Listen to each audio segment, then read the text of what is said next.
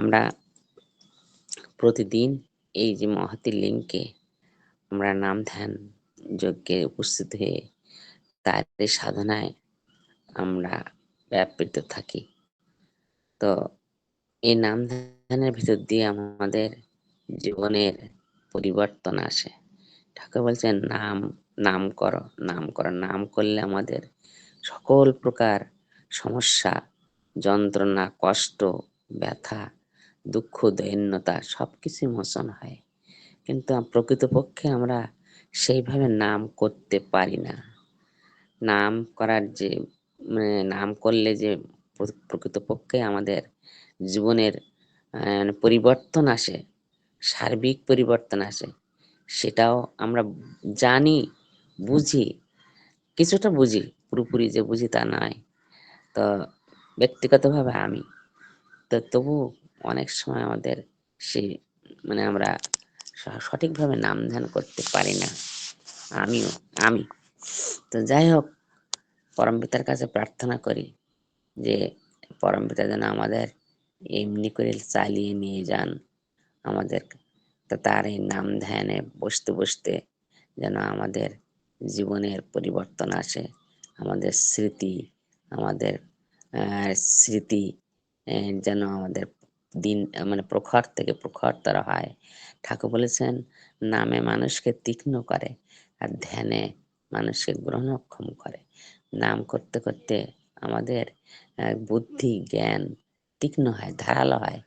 যেমন একখানা লোহা যদি দীর্ঘদিন পড়ে থাকে তাহলে সেটা মরিচা ধরে যায়। তো সেই মরিচাটা পরিষ্কার করতে গেলে আমাদের ওই কর্মকারের কাছে নিয়ে যেতে হয় সেই লোহাটা। তখন পুড়িয়ে সেটা আবার সুন্দর করে চকচকে ঝকঝকে করে পোলাদ দিয়ে দেয়।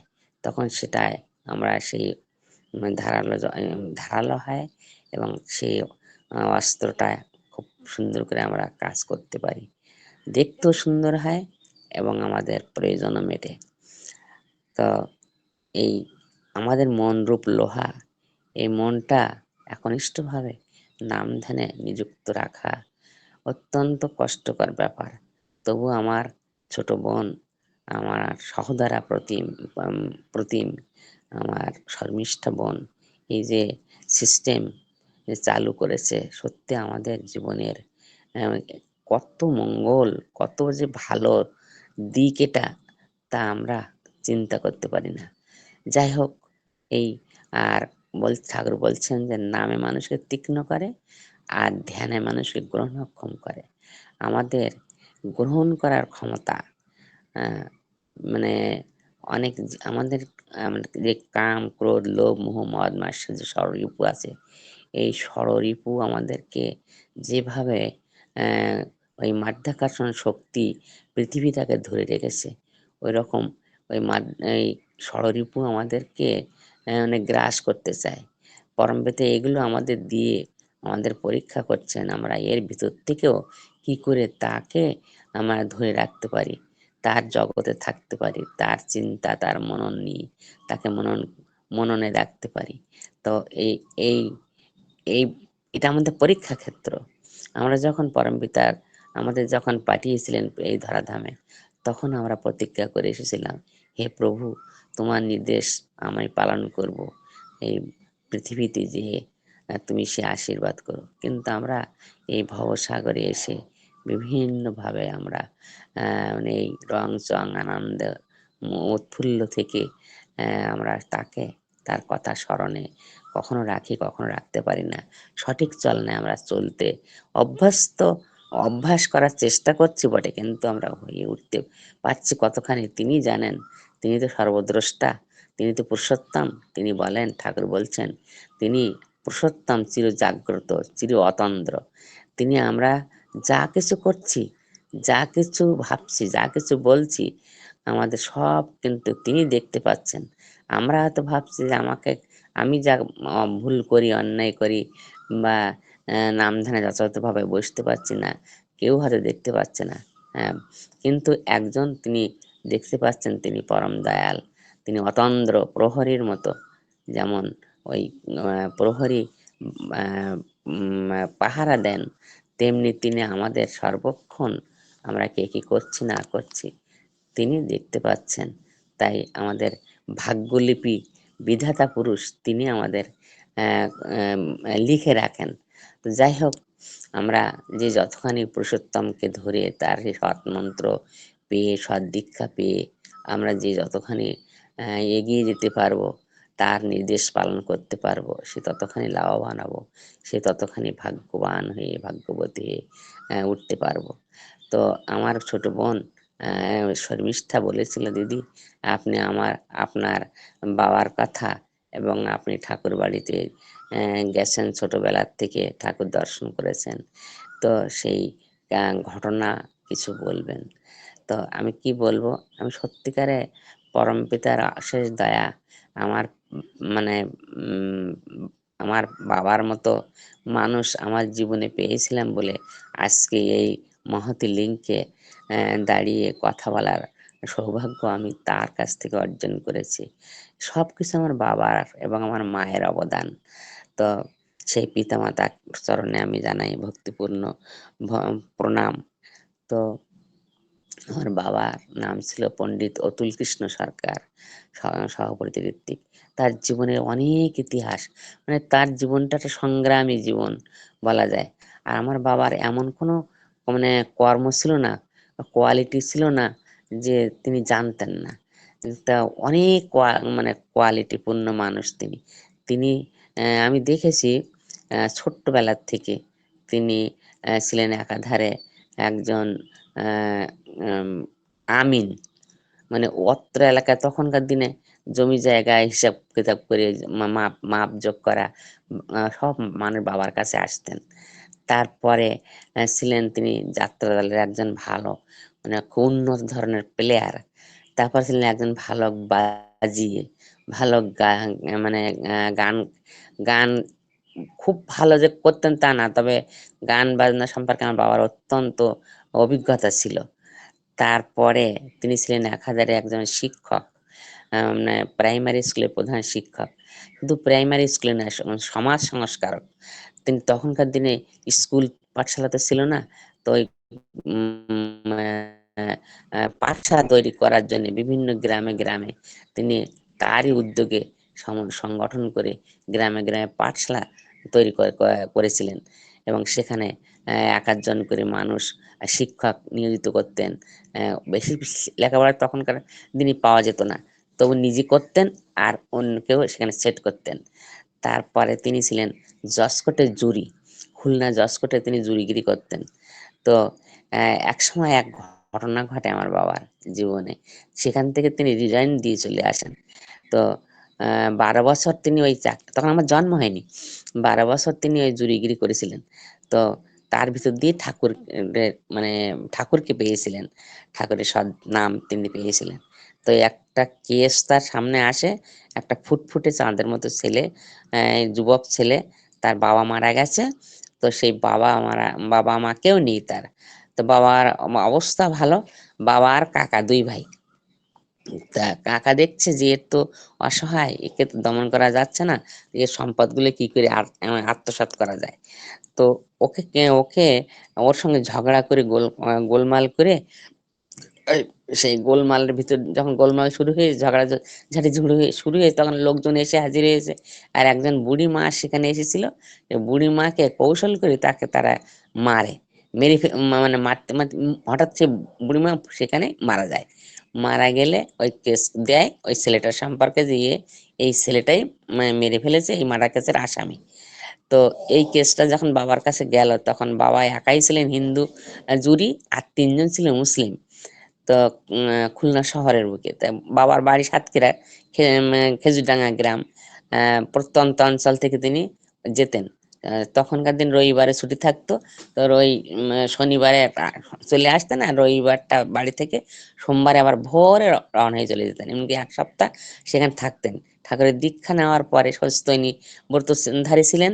তা ওই চিড়ে মুড়ি, পাকা কলা ইত্যাদি খেয়ে ওই এক সপ্তাহ থাকতেন, তারপর আবার বাড়ি এসে এক আধ ছাঁচ খেয়ে ভাত জল খেয়ে দিয়ে আবার ওই কাজে যেতেন। তো এই কেসটা যখন আসলো, তখন উনি সব বাদী এবং বিবাদীর সমস্ত কথা বাবা সব লিখতেন। বাবা এত লিখতে পারতেন, আর সবকিছু লেখার ভিতর দিয়ে বাবা কাজ করতেন। জুরিরা, অন্যান্য জুরিরা কি করলো, যে ওই মেন মেন পয়েন্ট গুলো উভয় পক্ষের লিখে, আর আমার বাবা উভয় পক্ষের সমস্ত কথাগুলো টু দি পয়েন্টে লিখতেন। এখন মানে কম্পিউটারের মতো ছিল বাবার লেখার, হাতের লেখাও ছিল চমৎকার, একদম পরিষ্কার। তো অত্যন্ত দ্রুত লিখতে পারতেন। এমনি করে এখন তারা হিসাব করেছে তিনজন জুরি, তিনজন জুরির যদি চারজন জুরির মধ্যে যদি তিনজন জুরি কোনো কেসের গিলটি বা নট গিলটি করে, তাহলে সেটাই মানে হাকিম সেটাই কিন্তু ই করে দেবেন, মানে গিলটি করে দেবেন বা নট গিলটি করে দেবেন। তো যাই হোক, এখন বাবা ওই ছেলেটাকে নিষ্কলুষ মানে প্রমাণ করলেন, এবং সত্যিকারে প্রমাণ করলেন। আর ওনারা বলছেন না, এই এর কাকাই হচ্ছে এর ছেলে আসামি, আর ওর কাকা সঠিক মানুষ। তো বাবা সেই রাত 4টের সময় ভোরে উঠে যেয়ে প্রত্যেকে মানে দরজা দিয়ে ক্লিক করে করে ডেকে বললেন, আপনারা কি সাব্যস্ত করেছেন? বলছে ওই ছেলেটাই হচ্ছে আসামি, ওর যাবজ্জীবন কারাদণ্ড হবে অথবা মৃত্যুদণ্ড হবে। বাবা বললেন, না না, এই দেখুন ঘটনাটা এই। তো বলছে কি ঘটনা? ওই মেয়ে, ওই বুড়িটাকে ওই মেরেছে। তা কি করে মেরেছে? তখন ওই পক্ষ থেকে বলেছে যে বাঁশ দিয়ে বাড়ি মেরেছে বুকে, ছেলেটা ওর হাতে বাঁশ ছিল, তাই সেই বাঁশের বাড়িতে মারা গেছে। তখন বলছে বাঁশের বাড়িটা কোথায় মেরেছে? বুকি মেরেছে। তখন এই কথা ওরা বলছে। আর বাবা বলছে, বুকি যদি একটা দাঁড়ানো মানুষ, বুকি যদি বাঁশের বাড়ি মারা যায়, তাহলে সে বাঁশটা তো মানে ওরা বলছে যে চিত চিত হয়ে শোয়ার পরে বাড়ি মারলে সমস্ত বুকে বাঁশের দাগটা ফুটে ওঠে। আর যদি দাঁড়ানো অবস্থায় যদি বাড়ি মারা হয়, তাহলে তো সে বাড়িটা ঠিক সোজাসুজি সমস্ত বুকে ফুটে উঠতে পারে না। হ্যাঁ। তো কারণ একটা মানুষকে চিৎ করে শুয়ে, তো ওই ঝগড়াঝাটি গোলমালের ভিতর দিয়ে একা ও ওই ছেলেটা আরো চিৎ করে শুয়ে ওই বুড়ি মাকে ওই যখন বাঁশের বাড়ি মারলো, তখন আর লোকে কি আম, চুপচাপ দাঁড়িয়েছিল? হ্যাঁ। এমনি ভাবে বাবা যখন প্রমাণ করলেন, বলছেন না, ওরা মিথ্যা কেস দিয়েছে ওকে হ্যারাস করার জন্য, ওর সম্পত্তিগুলো কেড়ে নেওয়ার উদ্দেশ্য ওর কাকার। যাই হোক, দেখা গেল তখন আর তিনজন জুরি বাবার এই যুক্তিতে তারা হেরে গেলেন। তখন বলে, হ্যাঁ ঠিকই, চিৎ করে না শুয়ে বাড়ি মারলে তো পুরোপুরি ওই মানে সেই গলার থেকে বুকের নিচ পর্যন্ত বাড়িটা মানে ফুলে ফুলে ওঠে না, তা বা কেটে যায় না। দাঁড়িয়ে বাড়ি মারলে তো খোসা গুতু লাগার মতো হয়। তখন এই প্রমাণে যখন বাবা যখন সাকসেসফুল হলেন, ওনারা সবাই এই একইভাবে ওনার কাকার উপরে ওই এটা কেসটা দিয়ে বাবা রিজাইন দিলেন যে না, এই চাকরি আর করব না। তারা পূর্বে বাবা বাবা বলতেন, আমার বড়দি আর বড়দা তখন ছোট, তা বাবা মা বলতেন কি, শোনো, আমি এত সুন্দর করে আমার ছেলে মেয়ে মানুষ করছি, সদাচার সম্পন্ন হয়ে, তা আহ, আমার এদের জ্বর হয় কেন এত ঘন ঘন? তুমি কি ঘুষের টাকা টাকা খাও? আমার মা লেখাপড়া জানতেন না, আদৌ লেখাপড়া জানতেন না। ছোট্টবেলা 9 বছর বয়সে বিয়ে, 7 বছর বয়সে বিয়ে হয়েছিল নাকি মায়ের। তা বাবা বলে, কি বললে? ঘুষ খাই আমি? তো বলছে, তাহলে আমার ছেলে মেয়ের জ্বর জারি হয় কেন? তো বলছে, জ্বর জারি তো হতেই পারে, তাই আমার, তো তোমার ঘুষের টাকার তো মানে জিনিসপত্র আনো, এই জন্য তাই খেয়ে আমার ছেলে মেয়ের জ্বর জারি হয়, অসুখ বিসুখ হয়। তখন বাবার মনে খুব কষ্ট লাগলো মার এই কথাটা শুনি। বাবা বলছেন যে উম ঘুষ আমি জীবনে কখনো খাই না, আমি ভাবতেও পারি না, কিন্তু অনেক সময় দেখা যায় যে উভয় পক্ষ জোর করে সে পকেটে ঢুকিয়ে ঢুকিয়ে দিল, আহ, না না করতে করতে এমন ভাবে দেবে যে তখন বাধ্য হয়ে তাদের পয়সাটা ছুড়িয়েও ফেলে দেওয়া যায় না, নেওয়া না নিলেও উপায় থাকে না, এমন একটা ক্ষেত্র অনেক সময় হয়ে যায়। তা আমি কখনো ঘুষ আমাকে এতদিন অতদিন এইরকম ধরনের কখনো আমি মানে বলিনি বা বলার চিন্তা আমি করিনি। যাই হোক, বাবা তখন এই দিকে মায়ের কথা, বাবা ওই কেসটা ফয়সালা করে দিয়ে ওই ছেলেটাকে উদ্ধার করে দিয়ে বাবা রিজাইন লেটার দিয়ে চলে আসেন। তারপরে জীবনে তিনি শিক্ষকতা শুরু করলেন। এইবার ঠাকুর কে যখন পেলেন, ঠাকুরের সৎ নাম যখন পেলেন, তখন একটা ঘটনা, সে চরম এক ঘটনা। বাবা এক সময় আমার ওই গ্রামে, খেজুরডাঙ্গা গ্রাম, তো ওই গ্রামে ছিলেন দুইজন ব্যক্তি, শিক্ষিত ব্যক্তি, আমার বাবা আর ভগবান নাম করে একজন ডাক্তার। তা কাকা খুড়ো সম্পর্ক। বাবা ডাকতেন ডাক্তার বলে, আর ডাক্তার বাবাকে বলতো পণ্ডিত বলে ডাকতো। তো এইভাবে দুইজন খুব সম্মানিত ব্যক্তি ওই অত্র এলাকার, ওই গ্রামের। তা ওই হঠাৎ ডাক্তার দাই এত ভালো চিকিৎসা করতেন, ডাক্তার। তা সে অভূতপূর্ব চিকিৎসা, কোনো রুগী মারা যেত না। কলেরা, তখনকার দিনে কলেরা হলে এক গ্রাম থেকে, একটা গ্রামে যদি কলেরা হয়, তা গ্রাম সমেত সব মারা যেত, এমন একটা দিন, তখন চিকিৎসার খুব অভাব ছিল। তো হঠাৎ দেখা গেল যে ঠাকুর সম্পর্কে তো কেউ কিছুই জানে না, কোনো প্রচারই তখন হয়নি। তো ওই ডাক্তার দা উধাও, কোথায় গেলেন ডাক্তার, ভগবান ডাক্তার কোথায় গেল, কোথায় হারিয়ে গেল না কোথায় গেল, কেউ বলতে পারে না, কোনো সন্ধান পায় না। বেশ, তারপরে শান্ত থাকলো সবাই। হঠাৎ বাবার হয়েছে জন্ডিস। তো জন্ডিস হলে বাবা একবার মরণাপন্ন অবস্থা। তখন ওই ডাক্তার, ভগবান ডাক্তার, এই 1 বছর পরে হঠাৎ বাড়িতে এসে শোনে যেন পণ্ডিত খুবই অসুস্থ, তার জন্ডিস হয়েছে, চোখ টোক সব হলুদ হয়ে গেছে, হয়তো বাঁচবে না বেশি দিন, খাওয়া দাওয়া খুব বেশি নেই। তা বাবা বিভিন্ন ওষুধপত্র ব্যবহার করেও সুস্থ হচ্ছেন না। তো গোলার ধান নামিয়ে, তো কবিরাজ ওষুধ নিয়ে গেছেন অনেকগুলো, বড় বড় কাঁচের সালসার বোতল, সেই সব এক কবিরাজ মশাই দিয়েছেন। তো হঠাৎ সেই ডাক্তার ভোরে বাবার বাড়িতে এসেছেন, এ পাড়া ও পাড়া তো, এসে বলে, পণ্ডিত পণ্ডিত দরাজ গলা, দেখতে শুনতে যেমন এক সুপুরুষ, সেরকম ঠাকুর ছাড়া কিছু বুঝতেন না, খুব ভালো গায়কও, ওরম প্লেয়ার সব। তো উনি এসে যখন দেখেছেন বাবা, তখন বলছে, ওই ডাক্তারের গলা, শীঘ্র বেরিয়ে এসে বসার দাও ডাক্তারকে। ডাক্তার দিয়ে এলেন, আসার পরে বলছে, তুমি নাকি খুব অসুস্থ শুনলাম। বলছে, হ্যাঁ ডাক্তার। তাহলে কি হয়েছে, তাহলে এই অবস্থা, মানে জন্ডিস হয়েছে, মানে প্রস্রাব হলুদ হয়ে গেছে, খাওয়া দাওয়াও করতে পারছি না, ওষুধপত্রের কোনো কাজ হচ্ছে না। বলছে, কার ওষুধ খাচ্ছ, কি ওষুধ খাচ্ছ? বলছে, এই যে কবিরাজ ওষুধ খাচ্ছি। তখন বলছে, দেখি ওষুধগুলি নিয়ে আসো। মা ওষুধগুলো বের করে দিল, দেওয়ার পরে এক একটা বোতল, কাঁচের বোতল তো বড় বড়, তা 3টে 4টে বোতল, এখন এক একটা বোতল ধরছে, আর ছুরি, বড় উঠান, ছুরি ফেলে দিচ্ছে ওই মানে উঠানের শেষ প্রান্ত পর্যন্ত।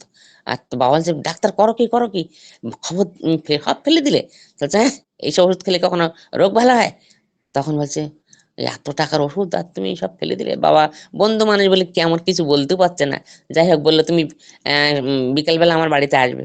বাবা হাঁটতে বিকেলবেলা গেল, যেই দেখেন উনি বসে আছেন, ওনার ভাই ব্রাদার আত্মীয় নিয়ে, হারমোনিয়ামটা উনি ধরেছেন, খোল তবলা চাকি সব চারিধারে সব বসে আছে। প্রত্যেকের বাড়ি, ওনার বাড়িতে যাত্রার তাহলে সবকিছু রয়েছে, বাবার বাড়িতে আমার সবকিছু আছে। তা বাবা যাওয়ার পরে বলছে, তুমি এই তবলা ধরো পণ্ডিত, আর উনি হারমোনিয়াম ধরলেন, হারমোনিয়াম ধরে গান শুরু করলেন।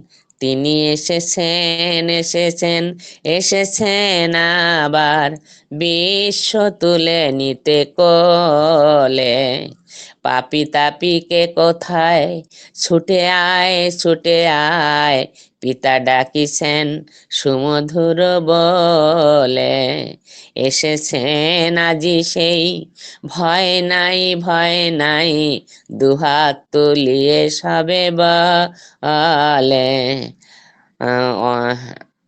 অকল জলধি জলে পার হতে আর কি ভয়, বিশ্বপিতা বিশ্বগুরু অবতীর্ণ এ ধারায়, অকল জলধি জলে পার হতে আর কি ভয়, বিশ্বপিতা বিশ্বগুরু অবতীর্ণ এ ধারায়,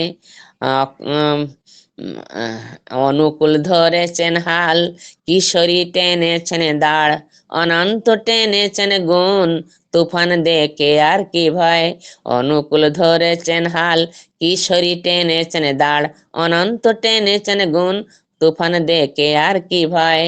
এই গানটা বাবা, ডাক্তার দা, আমি দাদা বলে ডাকতাম না, ডাক্তার দা তিনি এই গানটা নতুন গান বাবা শুনে তো মানে গান হচ্ছে অতখানি ভাবছেন না যে, তারপরে ভাবছেন যে অনুকূল ধরেছেন হাল, তো এই অত ব্যাখ্যাও করতে পারছেন না বা করার মানসিকতাও আসছে না, গানই শুনে যাচ্ছেন এবং করে গেলেন। ধুম তুললেন, ধুম তুলে সমস্ত মানুষের সব গায়ে যখন ঘাম এসে গেছে, দম করে হারমোনিয়ামটা ছেড়ে দিয়ে একটা সাদা চাদর মুড়ি দিয়ে ওইখানে বসে কিছু সময় একেবারে স্ট্রেট হয়ে নাম করে, তারপরে 5-7 মিনিট নাম করে ঘরের ভিতরে চলে গেলেন এবং আলমারি খুলে কাঁচের গ্লাসে ওষুধ ঢেলে বাবাকে এনে বলছেন যে, পণ্ডিত হা করো হা করো। তখন বাবা হা করে সেই ওষুধটা খেয়ে নিলেন। এমনি করে সকাল এবং সন্ধ্যায় ওই কীর্তন করতেন, আর ওই ওষুধ এমনি করে ধ্যানের ভিতর। তখন ধ্যান কি তাও অতখানি মানে এই যে কাকে ধ্যান করছেন, কিভাবে ধ্যান করছেন তা জানতেন না। কিন্তু আমার বাবার এর আগে জীবনে বহু গুরুকরণ করেছিলেন আমার ঠাকুর অনুকূল চন্দ্র, আমার বাবার 14 নম্বর গুরু। যিনি যে কোনো গুরুর মাধ্যমে দীক্ষা নিতেন, হ্যাঁ, দীক্ষা নিয়ে ওনার পরিতৃপ্ত হতো না। নাম ধ্যান কিছুদিন করে, ওই যে কৃষ্ণ মন্ত্রের দীক্ষা নিয়ে হিরিং ক্লিং ইত্যাদি জপ করে কিছুদিন পরে নাহলে মনে মনে ভাবতেন যে, গুরুর মাধ্যমে দীক্ষা নিলাম, এই গুরু হয় কি করে?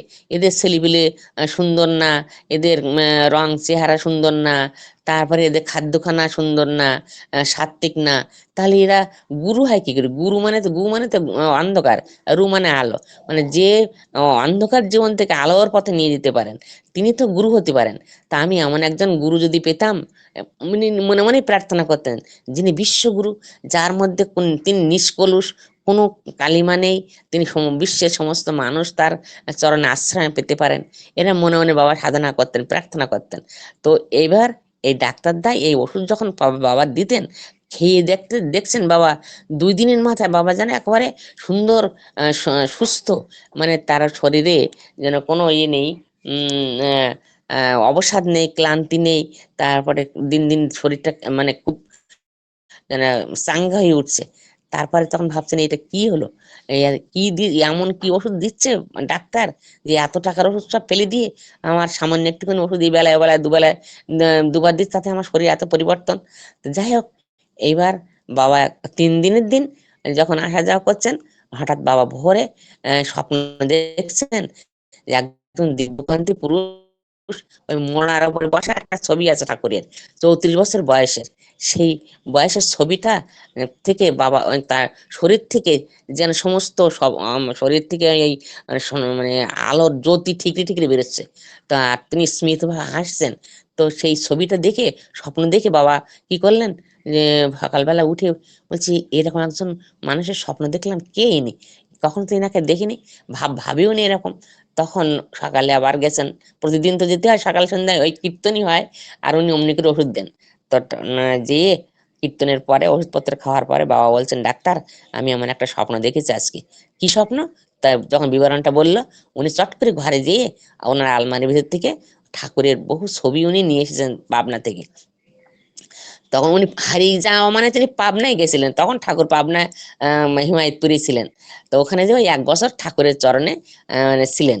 তা এখন ওই সেই 34 বছর সেই ছবিটা উনি আলমারির মধ্যে থেকে বের করে এনে বুঝতে পেরেছেন যে কাজ হয়েছে এই ওষুধে, আর এই কীর্তনের ভিতর দিয়ে যে মানে চরম কাজ হয়েছে, ওনারা এত গভীর আত্মবিশ্বাস। তো তা সে ছবিটা এনে যখন বাবাকে বলছে, দেখো তো পণ্ডিত, তুমি এই ছবিটার স্বপ্নে দেখেছো? বাবা তখন একবারে এক হাত লাফিয়ে উঠে বলছে, হ্যাঁ হ্যাঁ ডাক্তার, আমি এই ছবিটা সব স্বপ্নে দেখেছি। তখন বলছেন, কে ইনি, কোথায় আছেন? তখন পরিচয় দিতে বাধ্য হলেন ডাক্তার দা। বাবার এত ব্যাকুলতা আকুলি দেখে তখন বলছে, ইনি পুরুষোত্তম, যুগ পুরুষোত্তম, শ্রী শ্রী ঠাকুর অনুকূল চন্দ্র। ইনি এই এই জগতের বুকে সর্বশ্রেষ্ঠ গুরু রূপে তিনি আবির্ভূত হয়েছেন। তখন বলছে, তাহলে ওনাকে কোথায় পাওয়া যাবে?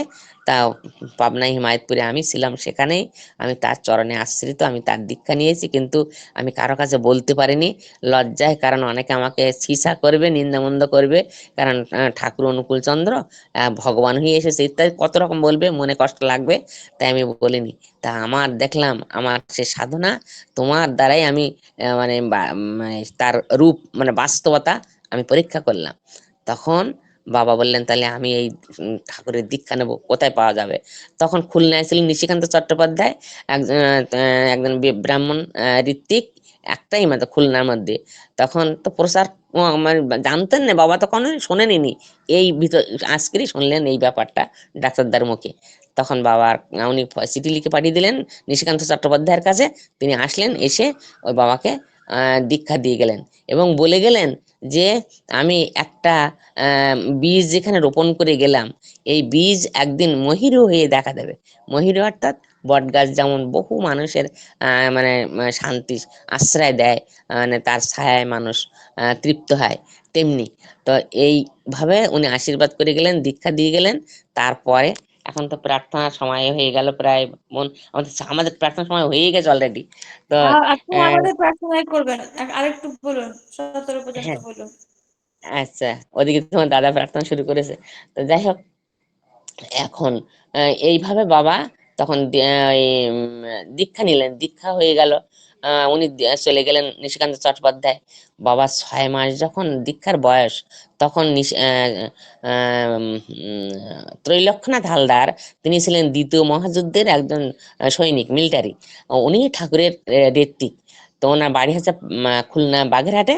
তো তিনি আহ, যখন শুনেছেন তো কত কষ্ট করে যে সেই সময় ইষ্ট প্রচার হয়েছে, সে অবর্ণনীয়। আমার ছোটবেলা থেকে আমি দেখেছি আমার বাবাকেও কত কষ্ট করে এই গ্রামে ও গ্রামে এক একটা আত্মীয় স্বজনের বাড়িতে যেয়ে তাদের যাজন করা, এই হাঁটু পর্যন্ত কাদা, রাস্তা নেই, ঘাট নেই, কিভাবে কষ্ট করে এক একজনের বাড়িতে যেয়ে যাজন করে করে করে করে ঠাকুরের সৎনাম দেওয়া। তখন তো তিনি ঋত্বিকও হননি, হ্যাঁ, এমনি করে। তো ওই ত্রৈলক্ষ্যনাথ হালদার দা, উনি ওই সেই মানে গ্রামের মাথায় এই যে আমাদের যে মানে বাজার আছে, সেই বাজারে এসে শুনছেন এই যে এই গ্রামে পণ্ডিত অতুল কৃষ্ণ নামে একজন ব্যক্তি আছেন, উনি কি মাস্টার্স, উনি কি ঠাকুরের দীক্ষা নিয়েছেন। বাবার দীক্ষা নেওয়ার পর আস্তে আস্তে প্রচার হয়ে গেল গ্রামে। তখন বলছে হ্যাঁ, উনি এক ঠাকুরের, অনুকূল ঠাকুরের দীক্ষা নাকি নিয়েছেন। তা উনি উনি কি মাস্টার্স খান। তা আমার বাবার তো সেই 14 নম্বর গুরু বলছি, সেই মা শীতলার থেকে শুরু করে ওরা মানে ওই বহু গুরুকরণ করেছেন। বাবা মাছ মাংস তো খেতেনই না, কিন্তু ওই টুকটাক ছোট ছোট ছোট মাছের ঝোল টোল মাঝে মাঝে খেতেন, কিন্তু মাংস ডিম পেঁয়াজ রসুন কখনো খেতেন না, বা বাড়িতে উঠতো না। তো এখন উনি যখন বাইরের থেকে দূরের থেকে শুনলেন যে উনি মাছটা খান, কিন্তু সব মাছ টাছ খায় না, খুব কম খান। তখন বাবা কি করেছেন, দীক্ষা নেওয়ার পরে নিজে হাতে ঠাকুরের বাণী লিখে লিখে, মানে তখন মাটির ঘর, খুব বড় ঘর, 8 চালা ঘর, চারিধারে বারান্দায় ওই পেরেক দিয়ে দিয়ে, মানে নিজে হাতে সুন্দর করে বড় বড় করে লিখে রেখেছেন যে স্বামীর প্রতি টান যেমনি সন্তান জীবন পায় তেমনি, মাছ মাংস খাস না আর পেঁয়াজ রসুন মাদক ছাড়, পিতার শ্রদ্ধা মায়ের টান সেই ছেলে হয় চাম্মা প্রাণ, ছেলের নেশা মায়ের উপর মেয়ের নেশা, এরকম করে ওই ঠাকুরের যে যে বাণীগুলো উনি চারিধারে সব লিখে লিখে রেখেছেন বড় করে। তো ঠিক মেন দরজার সামনে ওই মাছ মাংস খাস না আর পেঁয়াজ রসুন মাদক ছাড়, এই বাণীটা। এখন ওই দাদা, আমাদের ত্রৈলক্ষ্যনাথ হালদার দা, ঋত্বিক, উনি এসেছেন। উনি এসে বারান্দায় উঠেই, বাবা তখন স্কুলে চলে গেছেন, মানে মা তো লেখাপড়া জানে না, মা ওনার বসে বসে দিয়েছেন, আর উনি উঠেই ওই বাণীটা উপর করে দিয়েছেন। তো মা দেখলো যে উনি এই বাণীটা উপর করে দিলেন কেন। তো ঠিক আছে, মা তো আর কিছু জিজ্ঞেস করলেন না। এবার বাবা বিকালবেলা যখন বাড়ি আসলেন, উনি আবার নিজে হাতে রান্না করে খেলেন। মা সব ম্যানেজ করে দিল। স্কুল থেকে আসার পরে দেখছেন ভদ্রলোক ঘুমিয়ে আছেন। তারপরে উনি উঠলেন, ওঠার পরে মা তখন বলছে দেখো, এই বাণীটা না ওই দাদা উল্টি উল্টি দিয়েছেন। তো কেন? তা বলছে তা তো আমি জানি না, আমি জিজ্ঞেস করিনি। দাদা উঠলেন, ত্রৈলক্ষণ হালদার দা। ওঠার পরে বাবা বলছেন, কুশল জিজ্ঞেস টিজ্ঞেস করার পরে বলছে দাদা আপনি এই বাণীটাকে উল্টে দিয়েছেন, উপর করে দিয়েছেন? তাহলে হ্যাঁ, হ্যাঁ হ্যাঁ হ্যাঁ আমি দিয়েছি। কেন? তো হচ্ছে আপনি কি মাছ মাংস খান? আমি মাংস টাংস তো খাই না, টুকটাক মাছটা খাই। তা এই বাণীটা আপনি সোজা করে সেই দিন দেবেন যেদিন আপনি নিরামিষ হবেন। আপনি যে যেখানে মাছ খান সেখানে আপনি এই বাণীটা আপনার ঘরে ঝুলানো মানে কি, অন্যকে শিক্ষা দিচ্ছেন। নিজে আচরি ধর্ম পরকে শেখায়, আপনি আগে নিজে সোজা হন, তারপরে ওই বাণীটা সোজা করে দেবেন। বাবার তখন মনে খুব স্ট্রাইক করলো, সত্যি কথা তো, আমি তো খাই টুকটাক, আর আমার ঘরে এই বাণীটা ঝুলানো থাকলে মানুষ কি শিক্ষা লাভ করবে। এইবার ওই রাত্রে জয় বাবার আর ঘুম হয়, জয় শেষ হয়ে গুরুজি, গেল। জয় গুরুজি। হুম হুম। যাক, ওই পর্যন্ত, আবার পরে বলা যাবে। ওই সকালে শান্তি স্বাস্থ্য মঙ্গল প্রার্থনা করে আমার বক্তব্য এখানে শেষ করছি। জয় গুরু বোন, খুব ভালো থাকো সকলে। জয় গুরু।